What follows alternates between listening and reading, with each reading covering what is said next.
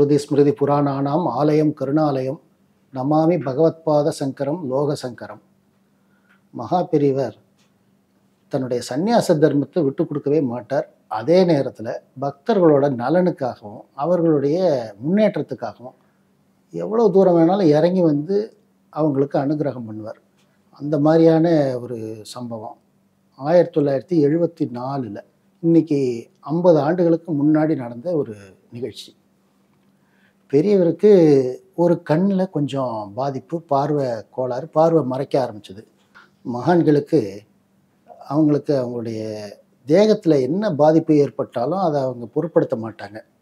சாதாரண மனிதர்கள் மாதிரி அவங்களுக்கு அதை வந்து தேக பாதிப்பு ஒரு பொருட்டே இல்லை. அதனால் அவர் தன்னுடைய வழக்கமான பணிகளில் எந்தவித மாற்றமும் இல்லை. ஆச்சார அனுஷ்டானம், பூஜை புனஸ்காரம் அதெல்லாம் எந்த ஒரு குறைச்சலும் இல்லை. எப்போதும் போல் அவர் பண்ணிகிட்டே இருந்தார். இப்படி பண்ணிகிட்ருக்கிற பொழுது பக்தர்கள் வந்து சொன்னாங்க, இல்லை நீங்கள் அந்த கண்ணுக்கு கொஞ்சம் சிகிச்சை எடுத்துக்கணும், சிகிச்சை எடுத்துட்டா நல்லது அப்படின்னாரு. அப்படின்னு சொன்னாங்க.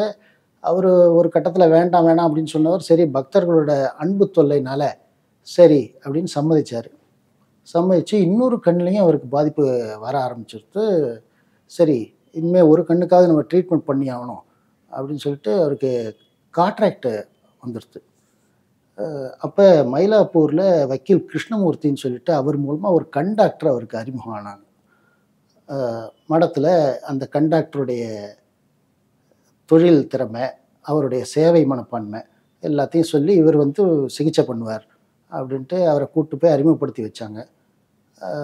மடத்தில் அவரை பார்த்து பேசிட்டு மடத்தில் இருக்கிறவங்களுக்கும் திருப்தி, சரி இவரே வந்து பெரியவருக்கு சிகிச்சை பண்ணலாம் அப்படின்ட்டு. அந்த முதல்ல போய் ஜெயேந்திரரை இந்த கண் டாக்டர் பார்த்தார். பார்த்துட்டு பெரியவருக்கு என்னென்ன சிகிச்சை பண்ணணும், எப்படி அறுவை சிகிச்சை, ஏன்னா காட்ராக்ட் ஆப்ரேஷன் இப்போ மாதிரி வந்து இப்போ எவ்வளோ இந்த லேசர்லேயே கூட பண்ணிடுறாங்க. அப்போ அந்த மாதிரியான வசதிகள்லாம் கிடையாது. அதனால் எப்படி அறுவை சிகிச்சை பண்ணணும், ரொம்ப நுட்பமான சிகிச்சை. அப்போ ஒரு 50 வருஷத்துக்கு முன்னாடி கண் ஆப்ரேஷனுங்கிறது பெரிய விஷயம். எப்படியெல்லாம் பண்ணணும், என்ன ஏது அப்படின்லாம் விளக்கினார். அவங்களுக்கு மடத்தில் அதிகாரிகளுக்கெல்லாம் எல்லாருக்கும் திருப்தி. சரி ஒரு நாள் முடிவாச்சு. ஆப்ரேஷன் தியேட்டர் மாதிரி ஒரு கல்யாண மண்டபத்தை ஏற்பாடு பண்ணி ஆப்ரேஷன் தியேட்டர் மாதிரி ஏற்பாடு பண்ணிட்டாங்க. அந்த அறுவை சிகிச்சைக்கு வேண்டிய உபகரணங்கள்லாம் மெட்ராஸ்லேருந்தே கொண்டு போயிட்டு அங்கே மடத்துலலாம் வச்சாச்சு. இதில் இன்னொன்று என்னென்னா, அவர் சன்னியாசிங்கிறதுனால ஒரு நர்ஸு, அந்த கம்பவுண்டர் அவங்கெல்லாம் இவரை வந்து மகா பெரியவாளை தொடக்கூடாது அப்படின்னு ஏற்கனவே மடத்தில் சொல்லிவிட்டா. அப்போ என்ன பண்ணுறது அப்படின்னு பார்த்தாக்க, அந்த மகா பெரியவாளுடைய சீடர்கள் சில பேருக்கே கொஞ்ச நாளைக்கு மருத்துவ பயிற்சி கொடுத்து எப்படி இப்படி பண்ணணும், அறுவை சிகிச்சையும் போது இப்படி இப்படி செய்யணும், என்ன ஒரு உதவி கேட்டால் எடுத்து கொடுக்கணும், அந்த உபகரணங்கள்லாம் எப்படி பண்ணணும் அப்படின்லாம் அவங்களுக்கு ஒரு உதவியாளர்களுக்கு, அந்த சீடர்களுக்கே உதவியாளர்களாக ஒரு பயிற்சியை கொடுத்து அவங்களையும் கூப்பிட்டு வந்தாச்சு. ஆப்ரேஷன் நல்லபடியாக சக்ஸஸ்ஃபுல்லாக முடிஞ்சுது. அது எவ்வளோ பெரிய பாக்கியம் வந்து அவருக்கு, அதாவது மகா பெரியவாளுடைய அனுகிரகம் கிடைக்கிறதே பெருசு. அவரை தீண்டி ஆப்ரேஷன் பண்ணணுன்னா அந்த டாக்டருக்கு ஒரு பெரிய பாக்கியம். அவருக்கும் ரொம்ப திருப்தி. ஆப்ரேஷன் முடிஞ்சாவட்டும் கூட, கண் ஆப்ரேஷன் முடிஞ்சாவட்டும் கூட டெய்லி வந்து அந்த கண்ணுக்கு வந்து சொட்டு மருந்து அதெல்லாம் ஊற்றி சிகிச்சை பண்ணி ட்ரெஸ்ஸிங் பண்ணணும்.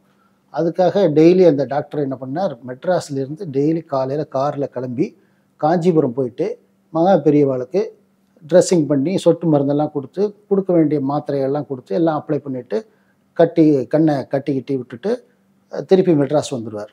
இந்த மாதிரி போயிட்டு இருந்தது. திடீர்னு ஒரு நாளைக்கு என்னாச்சுன்னா, அந்த ட்ரெஸ்ஸிங் பண்ணிட்டு இருக்க போதே ஒரு நாளைக்கு கிரகணம் வந்துடுது. கிரகணம் அப்படின்னு சொன்னாலே வந்து சாதாரணமாக எல்லாருமே வந்து கிரகணம் பிடிச்சதும் ஒரு ஸ்நானம் பண்ணுவாங்க, அப்புறம் விட்டதுக்கப்புறம் ஒரு ஸ்நானம், கிரகணம் முடிஞ்சதும் ஸ்நானம் பண்ணிட்டு எல்லாம் பண்ணுவாங்க. சாதாரண மனிதர்களுக்கே இப்படி நியமங்கள் இருக்கும்போது சன்னியாசிகள்னால் கண்டிப்பாக ஸ்நானம் பண்ணி ஆகணும். அது இந்த டாக்டருக்கு வந்து ஸ்ட்ரைக் ஆச்சு.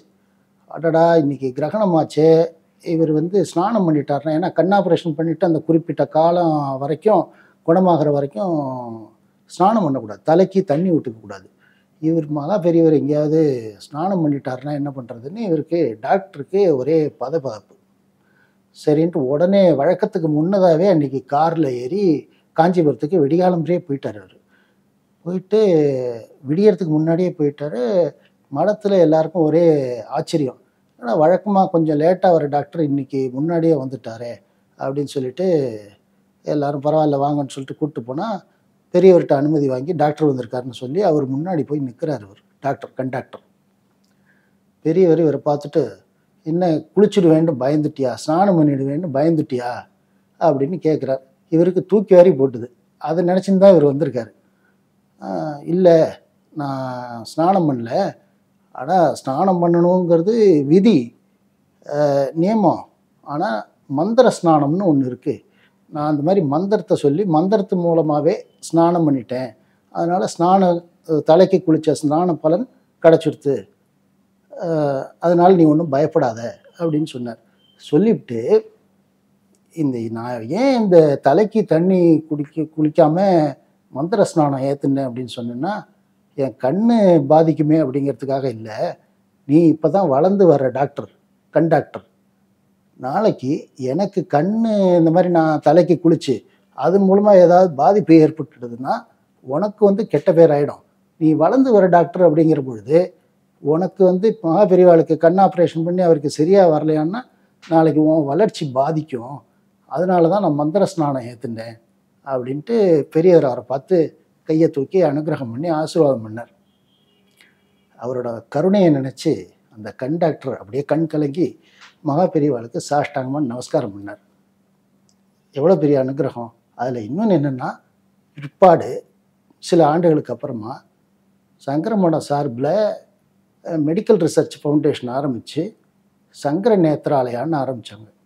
அந்த சங்கர நேத்ராலயாவுக்கு தலைவராக இருந்து இந்த டாக்டர் எத்தனையோ ஆயிரக்கணக்கான மக்களுக்கு சேவை பண்ணார். அந்த டாக்டர் யாருன்னா அவர் தான் டாக்டர் பத்ரிநாத் அவர்கள்.